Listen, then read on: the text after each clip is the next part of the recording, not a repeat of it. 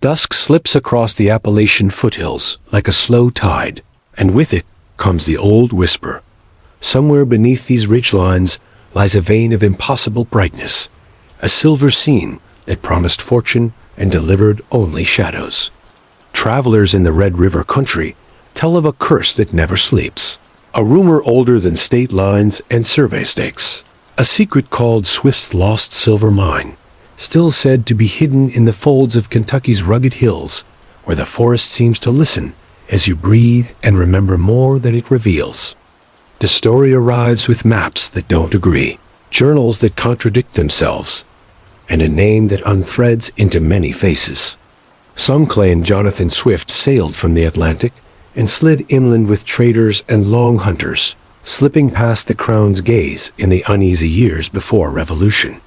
Others say he came from Virginia tobacco country with more ambition than scruple, recording in cramped script the seasons when he and his crew smelted coin from clandestine ore, stamping value into silence while the continent groaned toward war and new borders that had not yet found their lines. In these pages, if the pages are to be trusted, are references to years when the forest floor was littered with deer sign and the creeks ran clear, even in drought, when a party of men vanished upriver and returned months later with saddlebags heavier than game could account for. The entries are sparse but charged. Talk of furnaces built from fieldstone and clay, of crucibles that cracked at the rim, of little round discs cooled under leaves and doused in creek water to hide the steam. All done under a moon kept behind the shoulders of rock, as if even light might betray the work. The law they evaded was more than a sheriff's jurisdiction. In those days, silver coinage meant authority, and to mint unlicensed currency was to sling a stone at the empire itself. There were rumors of Spanish pieces cut and melted, of French bars recast, of a quiet economy flowing through hunting camps, paymasters, and frontier tables where the exchange of a coin could call down the alarm of treason if the wrong eyes caught the glint. Yet the journals insist on a mine, a true seam in the ground, not stolen treasure repackaged. And that insistence has baited generations into the backcountry, where every outcrop can look like a promise if you bring enough hope. Across the ridge spines, place names cling to the legend like moss to shale. There is a swift Camp Creek, curling through the gorge with a murmur that never quite repeats itself. A Swift's Fork tumbling through darker hollows. A silver mine hollow where the wind scours leaves into spiral patterns that feel like messages if you walk them slow. In cabins and trailheads, old men point their canes toward secluded headwaters as though memory itself runs upstream.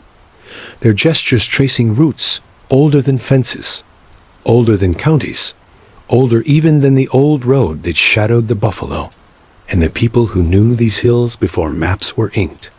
Long hunters cut through this country in the 1760s the way trout cut an eddy, quiet and efficient, their eyes trained to the shine of water and the pale scratch of a blaze on bark. If Swift moved among them, he moved like a ghost, leaving behind a trail of impressions rather than footprints. Sometimes a carved mark on a beach, sometimes the ash bed of a smelter, hidden under stones that look like any other stones, sometimes nothing at all. The journals describe companions without names, a man who could not hear, but read sign like a river reads gravity, another whose skill with a gun was matched only by his fear of caves, as though darkness below ground were a different kind of night. There is always a turn where the tale becomes a warning. This one speaks of betrayal, or justice, depending on which strain you follow. One passage hints at an attack at dawn, rifles failing in damp air, a party splintering into gullies as arrows and smoke braided in the hollows, the men fleeing with only what a man can carry when breath becomes the only coin he cares about. Another passage dimly recounts a return to the furnace, and a heap of slag left cooling like a black tongue, the ore gone, the molds overturned, and a mark scratched into the rock that no one could read, but everyone felt in their bones as a sentence they did not want translated. In the later entries, the handwriting thins, the dates go ragged, And there are lines that have been rubbed out and written again. There is mention of failing sight, a world turning to haze, and the sensation that the forest had grown eyes of its own. Some versions say Swift died blind, clutching secrets like a miscounted prayer. Others that he lived to a bitter age, his silence kept by a bargain he never should have made. The stain of a curse leaches from these accounts like water through sandstone, coloring everything downstream with a taste of iron and a question that never quite resolves. It is hard to say where the truth stops and the desire begins. The hills receive all stories the same way, and the wind sorts them like chaff, scattering the obvious while keeping something heavier that thuds to ground in places you can't predict. There are stones here with symbols no one has agreed upon, crossed lines, circles nested inside circles, a half-finished star whose points were never completed, as if the carver lost courage or daylight. There are rumors of Roman numerals cut into cliff faces, dates that don't sit comfortably with history, and names that half-match men who half-lived, and that halfness has become the strongest part of the whole. Against this canvas spreads the quiet arithmetic of geology. Eastern Kentucky is a kingdom of sandstone and shale, with occasional intrusions of harder intent, not a place where silver smiles in scenes as obliging as storybooks suggest. Yet pockets of galena, a lead ore that sometimes rides with silver crop out, like stubborn notes in a bluegrass song, and anyone who has ever washed a pan knows that a seductive glimmer doesn't ask permission to appear. The journals speak of ore that proved richer on the third fire than the first, of assays written on scraps that no one has ever found, of a perfection that lives only in the next ridge over. One might think the record would have clarified by now, with centuries to sift the rumor from the rock, but clarity is not what the legend invites. Instead, it grows like lichen, expanding slowly with each retelling, curling around new facts and swallowing old ones, until the surface presents a pattern you swear you recognize, even as it keeps changing while you watch. Every searcher, whether scholar or wanderer, brings a candle into a cavern without guarantees, and the flame has a way of lighting not only the path forward, but the walls behind, revealing older scratches that refuse to align with any simple map. The night deepens and the creek below the ridge leans into its stones. Somewhere in that dark runs a trail disguised as water, and along its banks the critter paths stitch junctions only the foxes remember.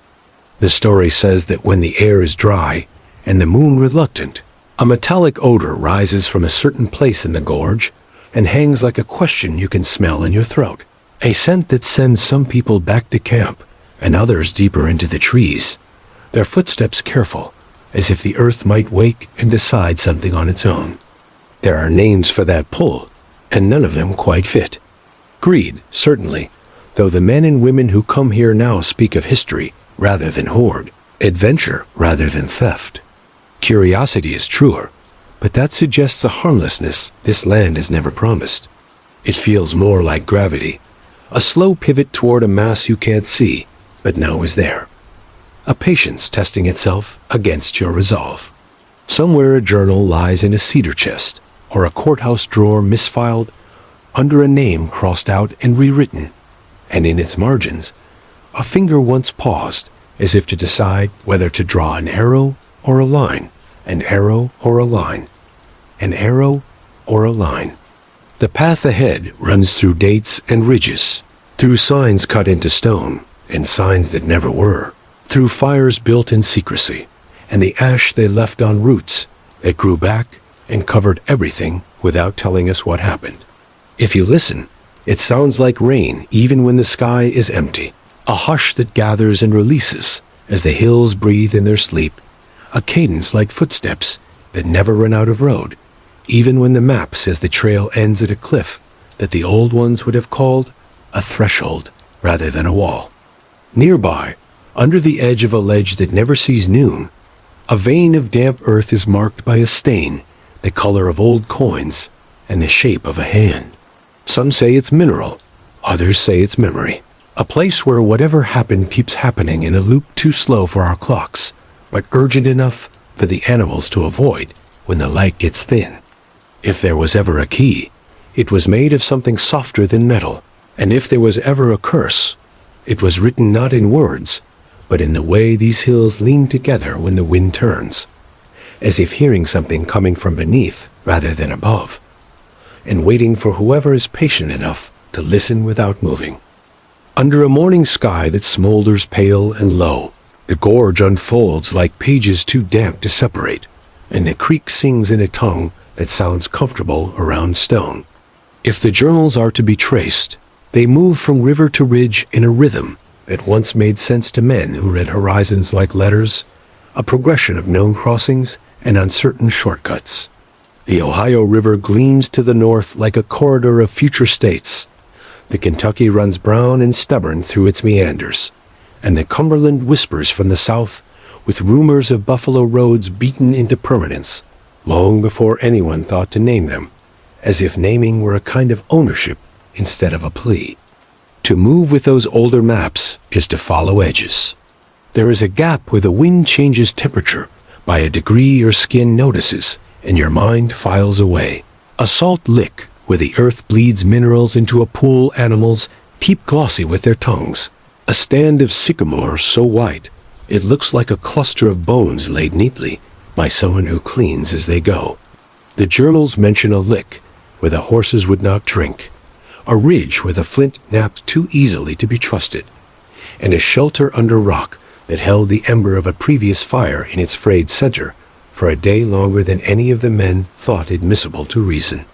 The country that clenches around the Red River is punctuated by arches and alcoves, by rooms that the stone built for itself, one grain at a time, until a span of sky opened like a syllable you weren't expecting to say. In such rooms, it is easy to imagine furnaces tucked into corners, their throats blackened from repeated burnings, their bellies lined with a dough of clay and ash, where ore was teased through wilder heats into metals that behave like secrets when cooled too suddenly. Later travelers claim to have found such clay, brittle with age and heat-shocked into fissures, crumbling into the palms that lifted it as though trying not to be recognized. If the smelter existed, it needed fuel, conflux, and labor. Timber here is abundant to the point of rapture, but ores do not yield their truths to wood alone. They ask for a middleman, a mediator to separate the dross from the useful. Limestone was plenty, crushed into powder and swept into the crucible, the way a cook might salt a stew, while lead ore in the form of galena could both deceive and assist, carrying whispers of silver if the vein granting it was generous. The journals speak of testing stone by smell, by the taste of a fleck on the tongue, by the color of smoke rising straight in windless pockets, as if obeying laws older than fire. There are stones in these hills that carry signs no one agrees about. Along a shallow overhang, shallow carvings line up like stars in a constellation, triangles paired with dots, uneven crosses, a series of crescents that might be moons, or might be tally marks recording days before the season tipped. Some insist these are older than any silver story, that they belong to a deeper ledger of visits and returns, a network of meaning that ran through the land long before the colonial hunger scribbled it over with its own urgent script. Others swear they see initials in the chaos, a J scratched lazily before an S that looks like a river bend, and a date half-eaten by lichen that could be 1761 or 1791, or a trick of light pretending to be time. There is a boulder near a ford that bears the faint outline of a turkey foot, a common mark, they say, but commonly useful in a world where the difference between this fork and the next meant a day's work lost or found. The legend insists such signs stacked upon themselves, tree blazes turned into sentences, stones rolled into cairns that pointed not to water, but to wealth. Yet if you walk the same ground and keep the impatience at bay, every mark resolves into directions any traveler might need. Where to find flint with a decent heart, where frost hangs longer, where the ground is hollow in a way that says cave or sink, both promises that open in different directions depending on how you turn your lantern and your courage. The river cuts to the east, and climbs toward the breaks, where the land seems torn by a hand from below rather than carved by water from above. Pound Gap lifts its shoulder against the wind, and from its selvage you can see the seams of counties stitched in bark and rhododendron, threads so tight you only realize you've crossed a boundary when the birds change their minds in the middle of a song. This is the country the story keeps pointing to, and then away from, like a compass with nerves. A needle that jerks toward iron hidden in a hillside, before remembering its task and pretending not to have flinched. There are places where slag lies in dark tongues after rain, and the mineral sheen of it draws the eye the way a stray coin in the leaf litter does. Illogically, again and again, as if the next glance might change the outcome. Analysts have pried at such heaps, crushing fragments to powder, teasing out the composition with acids and flame, finding in them a stubborn DNA of iron and silica, a sullen refusal to confess to silver in any convincing measure. Yet a scatter of old reports claims the opposite. A bead found in a puckered dish of vitrified clay, a whisper of brightness caught in a groove where the ladle would have dripped, a smallness that nonetheless orders dreams on far larger scales. Beyond the river, under the long eaves of a south-facing cliff, there is a seam of blackened rock that looks like a kill's mouth. The floor bears scars of fires long dead, their circles broken and scattered, each stone with a memory of heat that the hand can almost feel if it has lifted enough stones on cold mornings. In the back, under a lip of rock that catches your sleeve like a concerned parrot, a shard of pottery waits.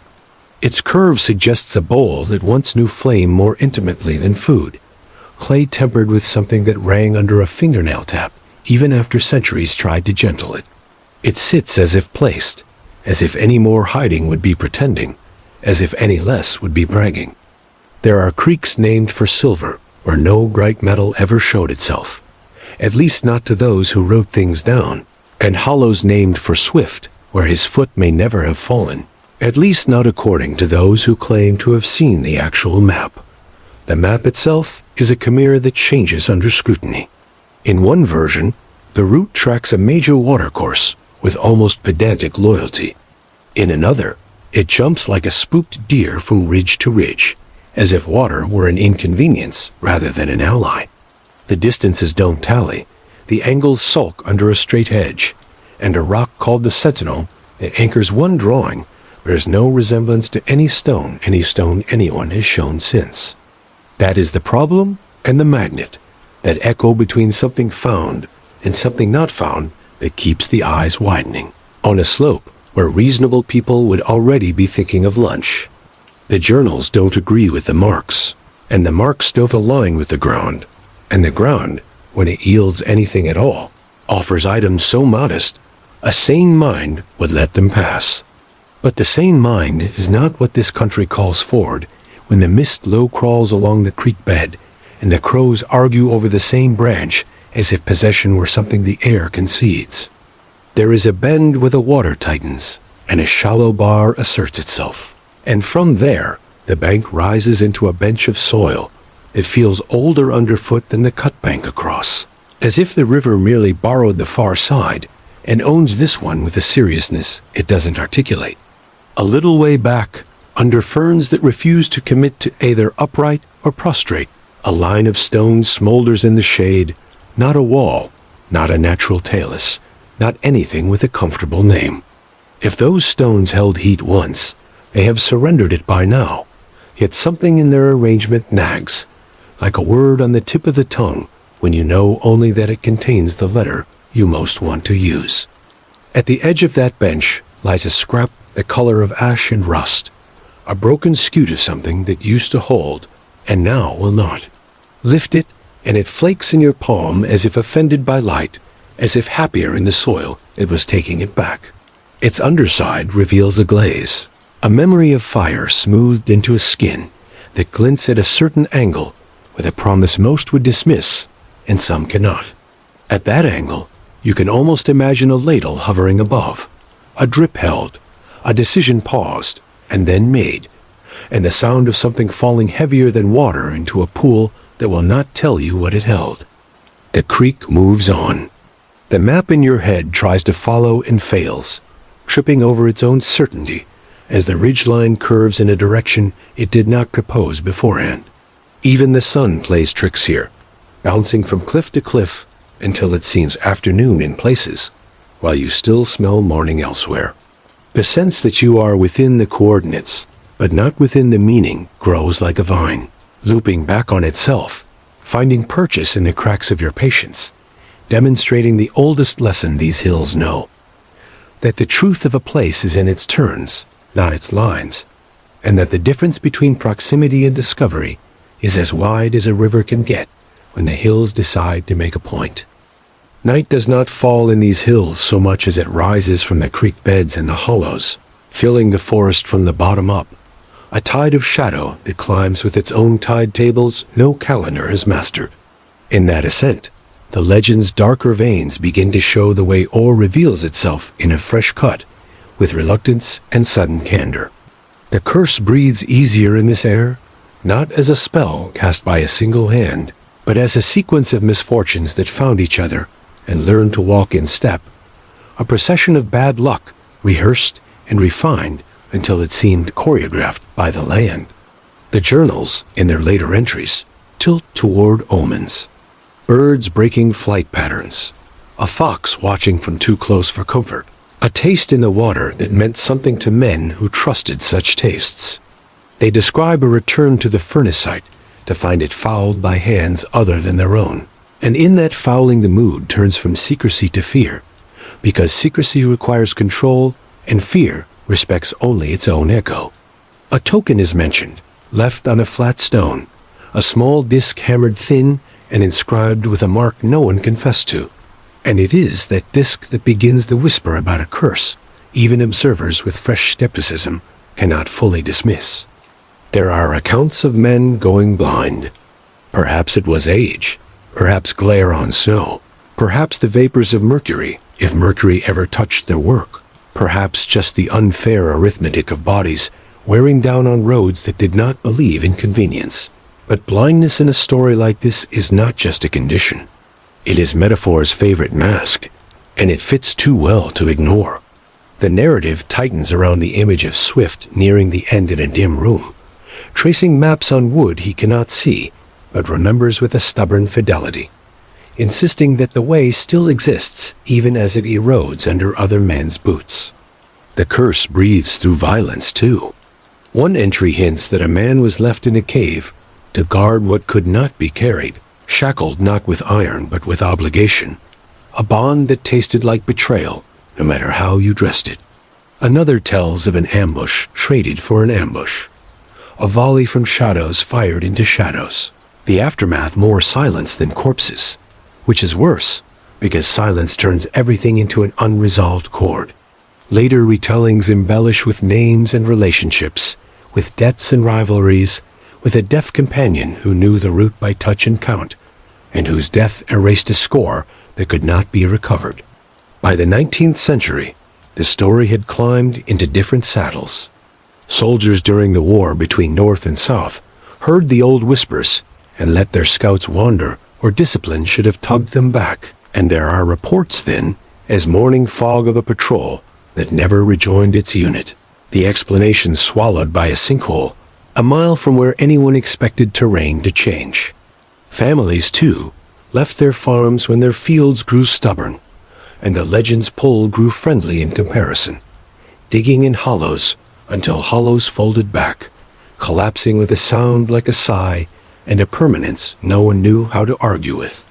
Then there is the sickness that does not confess to its cause. Men working in closed spaces with bad candles, breathing whatever the rock breathes out, heads aching like lit kettles, lungs packing with fines the way a stream gathers silt, a slow drowning on dry land. Smelting wrong can poison without spectacle. Mercury sometimes finds its way into a recipe that should never afford it, and silver, if there was silver, can color the mind with a stormlight that cannot be slept off. The curse wears many such masks, practical and mundane, and thus, in their way, more frightening than any pronouncement carved on stone. Lights are seen where lights are not expected. Will-o'-the-wisps dance in low places when the air is too thick, and quartz rubbed in seams can strike sparks even when no hand strikes them. In a storm, the cliffs ring with a note that sets teeth on edge, and sometimes the sky's own tantrum settles into the ridges in a way that suggests hammered metal far below, echoing a language it does not recognize as its own. The old ones explain such things without decoration, but explanations rarely soothe as much as they bargain, and the bargain here always seems to ask for more attention than it gives peace in return. A spring halfway up a hillside feeds a shallow basin choked with leaves that never quite rot. Its edge is cut by a rock face barely a head taller than a person, and on that face is a petroglyph no scholar has declared genuine, and none have comfortably dismissed. The lines are sharp where moss has failed to gain purchase, dulled where lichen has advanced, and the composition refuses to arrange itself into any script known with the certainty of a signature. One of the lines hooks back on itself, a fish with its mouth on its tail, and another extends beyond what the hand seems to have had patience for, as if the thought was longer than the arm. People come and lay hands on that face, as if feeling the groove could transmit intention. The stone is cool even when the air is full of July, and the coolness climbs the wrist into the chest if you allow it. A trick of conduction, but also a small performance of faith. It is easy to believe, in such moments, that the curse lives here, that it was written down in the only place it cannot be removed without removing the entire hill, that it is a boundary rather than a punishment, a reminder that some treasures belong to narratives, and that to confuse the two is to invite a kind of arithmetic that always ends in remainder. In a nearby cove, a cairn of flat stones stands too careful to be chance and too humble to be ceremony. It looks tended without being neat, as if hands come to it when they have time, but never enough to finish what they started. The stones ring differently under knuckles, some with a muffled thud, as if water were hiding inside, others with a brittle note, as if they were already halfway to sand. Beneath them, so rumor claims, is a sealed jar that leaks stories rather than liquid, and those stories grow damp in the telling, as if they had been stored without vent holes, and now must dry by the simple patience of repetition. The forest here does not yield its secrets on first hearing. It repeats itself like a chorus that changes a word each time, until you cannot remember how the song began. The curse, if that word still holds its shape, has less to do with a hex and more to do with a loop. It may be that the loop favors mismeasurements, that it lures men to count their paces on ground, that shortens and lengthens beneath them like a living thing, that maps drawn in clear-headed rooms collapse in the humid thickets into sketches every bit as misshapen as a memory waking from a half-slept afternoon. Of all the markers, the one that pricks the skin most surely is the feeling that you are being watched by something without malice, but with interest. In some hollows, the wind is too deliberate, and in others, the birds suspend their songs mid-phrase, as if a conductor held up a hand in a silent language of command. Hunters here talk of certain stretches where game vanishes without reason, a silence like a blanket thrown over a cage, and within that silence, a ticking like seeds in a dry pod rattled by fingers that have not discovered they are attached to your hand. Across the creek, a ledge holds a rust stain that, when viewed at an angle the sun allows only in late afternoon, resolves itself into a shape like a coin melted against the rock and left to harden without being pried free. Tap it and you tap rock, of course, but the eye refuses to let go of the disc, seeing in it a hammered edge and a worn face with no king, no liberty, no date, only the idea of exchange abandoned to the elements. The urge to chip it free is strong, and with it a counter-urge to step back and leave the stain to witness a story that has learned to survive more patience than any single person can hold. As the legend thickens, alternative explanations accumulate like silt in a bend, reshaping the channel not by argument, but by the sheer weight of deposit.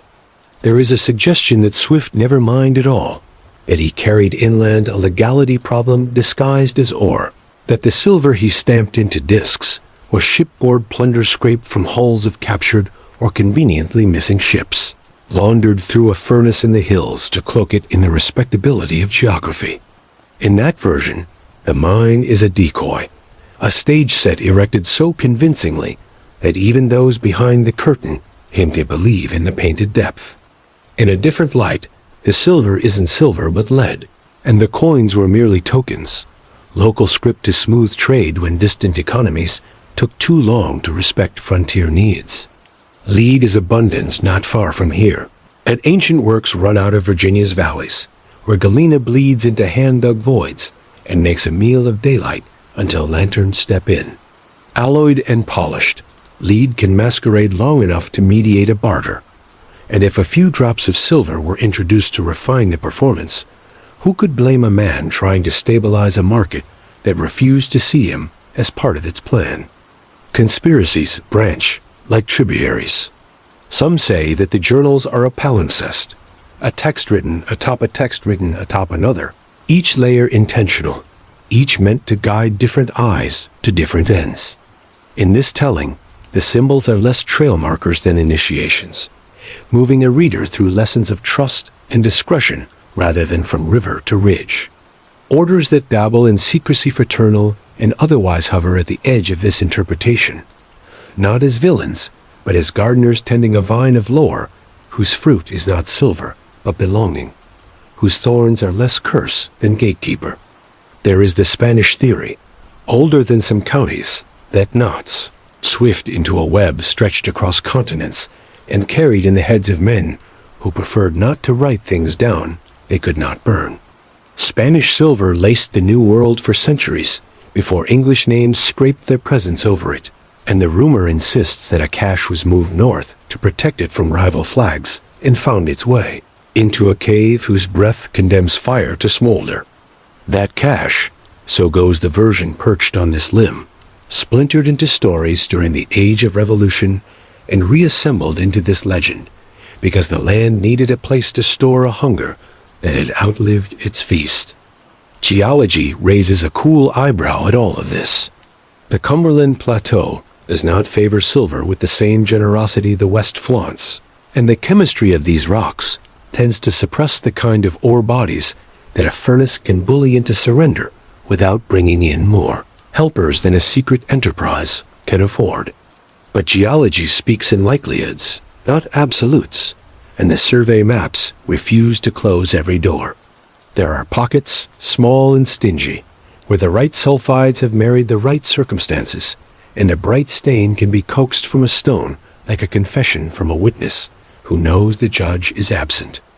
Assayers in the 19th century had their own biases and their own limitations, and their notebooks pulse with contradictions. A sample here yields a paintbrush's bristle of brightness. A sample there shrugs, despite its promising color. Two men testing the same slag can come away with different probabilities, different appetites for error, different thresholds for saying yes to a hard question. In the background, rumors seep that some reports were massaged to attract investment or to repel it, depending on who stood to gain from a venture proceeding or perishing before it ever reached the point of no return. Meanwhile, the paper trail knits unexpected patterns. A tavern ledger far from the gorge bears a longhand swift alongside entries for food, lodging, and the discreet sale of horses. The signature doesn't match other swifts in other places, the S looping low where elsewhere it spikes, as if annoyed, and the T crossing in a mean slash rather than a level line. Pseudonyms breed in such climates, where the intersection of ambition and risk writes under whatever name will carry favor without attracting the wrong kind of follow. It is tempting to argue that two swifts became one through the slow centrifuge of rumor, that the mind belongs not to a man, but to a composite portrait sketched by a dozen hands that never met. Further complicating the pattern are the native accounts that predate the colonial detour. Petroglyphs on the Redbird stone once stood like a script on a tilted lectern before a slide tore it from its context and scattered debate with it. And some languages alleged in those cuts cannot find a comfortable chair in agreed-upon history. The suggestion that writing curled across this region before certain alphabets arrived pinches at academic tempers. But legends have never needed permission to sit down where they please. If Swift read signs he did not originate, perhaps he walked a story already old, tapping it for his own purposes, and leaving behind the impression of authorship where there was only thievery in a genre older than theft. The Civil War years cast their own oil on the waters. A region split against itself makes perfect ground for tales that merge resource scarcity with clandestine advantage. And rumors of hidden bullion were convenient morale machines, as well as plausible supply lines for men who wore whichever color would not get them shot in the county they happened to be standing in that week. It becomes difficult, reading reports from that era, to tell where logistics end and bedtime stories begin. And perhaps the stories did more work than wagons ever could, carrying hope along trails too narrow for wheels, but wide enough for belief. By the time 20th century searchers came with dynamite and a confidence that feels brash from this distance, the idea of the mine had become a mountain unto itself.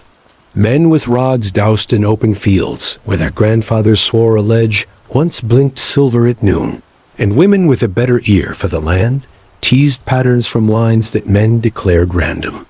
Survey stakes sprouted like invasive species, and landowners learned the delicate dance of welcoming tourism, while discouraging holes in places where holes called down problems not cataloged in folklore, but in building codes and hospital records.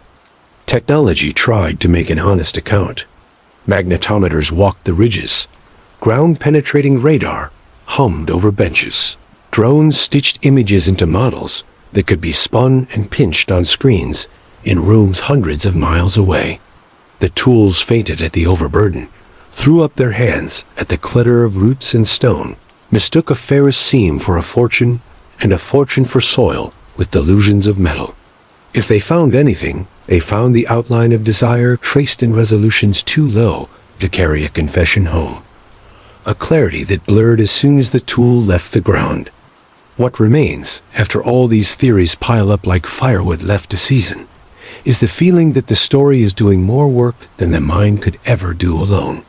It is extracting something, not from the hills but from us, a vein of persistence and wonder stretched from one generation to the next.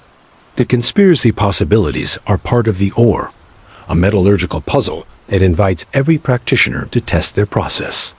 Somewhere in the tangle, a document carries a mark that is more than mark, a fingerprint that seems to laugh at the idea of coincidence by appearing where no sane filing system would have put it if hiding were not the goal.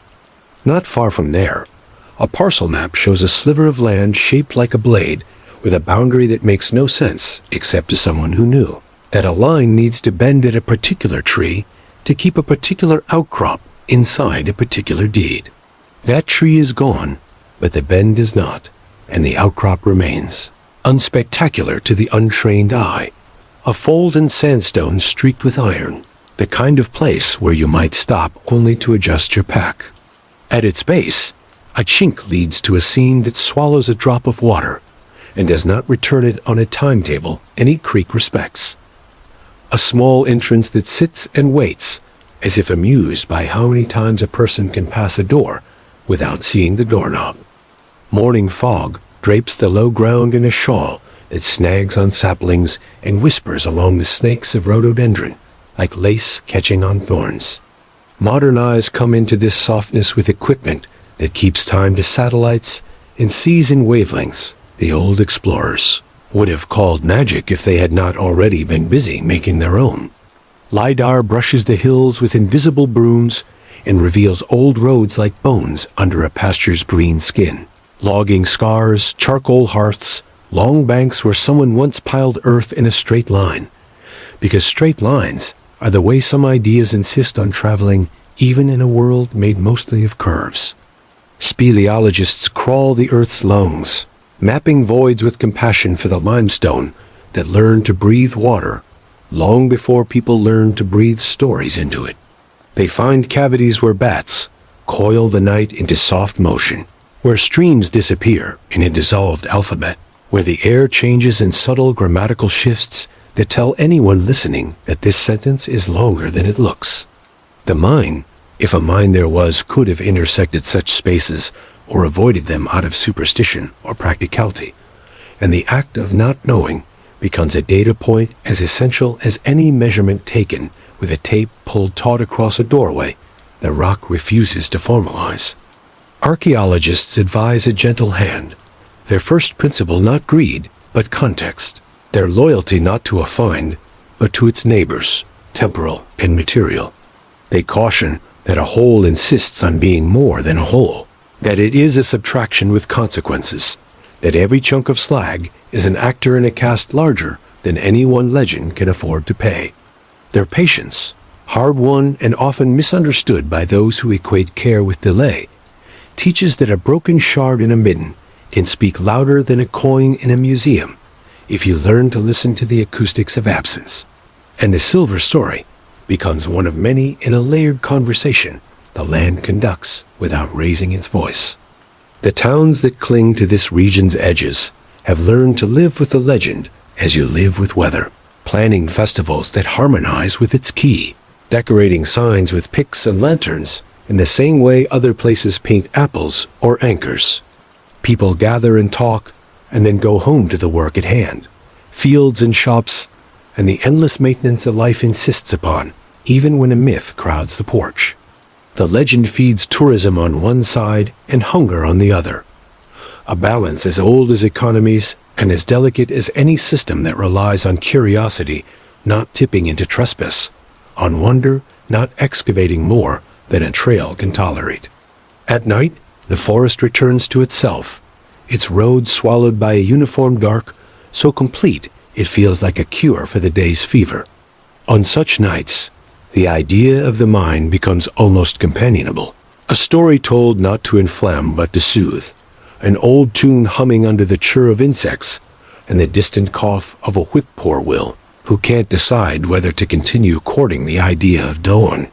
Those who camp here wake to the suspicion that they were watched by a benevolence that is older than language and less sentimental than memory, a presence that writes no journals and leaves no maps, yet remains perfectly sure of its own borders. In that company, a curse contracts into something quieter, less a pronouncement than a cautionary refrain. It suggests that a treasure, unaligned with the land that holds it, will not be held for long. That stories hoard better than we do. Its secrecy is a windbreak, only until the wind turns. The tangled fates of the searchers become a lesson in humility, rather than a ghost story. A reminder that pursuit is not the same as pilgrimage, that an obsession, like a creek, can undercut a bank until everything above slumps into the water in an erasure so slow it measures as ordinary. And yet, to deny the physical possibility entirely would be to forget how often the world has sprung a small surprise from a fold of its garment when everyone had agreed the garment was already fully described. A stumble in a thicket reveals a half-buried crucible rim, a clean fracture with an interior so smooth it reflects a face back-warped, not unlike a coin's arrogant portrait. A farmer plows up a slag nugget that, under a jeweler's loupe, shows a glint that could be a trick of the light or could be silver in a concentration that would justify 100 years of tireless looking. These are crumbs rather than feasts, but certain appetites are nourished not by fullness, but by hints, and hints are what this land seems to have in abundance. The hills teach their lesson patiently, as if the classroom were older than any subject, and the students were as temporary as any leaf on any branch. The lesson is not to stop looking, but to look differently, to expand the definition of treasure until it includes a morning's clean air in a ravine that never found a reason to be loud, a paw print pressed fresh beside a spring that refuses to taste like anything but stone, a map that shows your own steps folding back upon themselves like a river that, seen from above, is a parenthesis cradling a thought anyone can carry and no one can drop without losing something more important than metal. In the end, the lost silver mine of Swift sits precisely where such things are most comfortable, at the edge of what the hand can touch and the mind can imagine, in the scene between caution and hope, in the crease where 100 maps fail and a single story succeeds by refusing to close. Perhaps the curse was simply the price of misnaming a relationship, calling a place a resource rather than a partner, calling a pursuit destiny when it was always a conversation. If there is a gate still shut, it will open only to the key of time and attention braided onto patience. And even then, it may open not to a chamber filled with ingots, but to a view of the river one ridge farther than you have ever gone.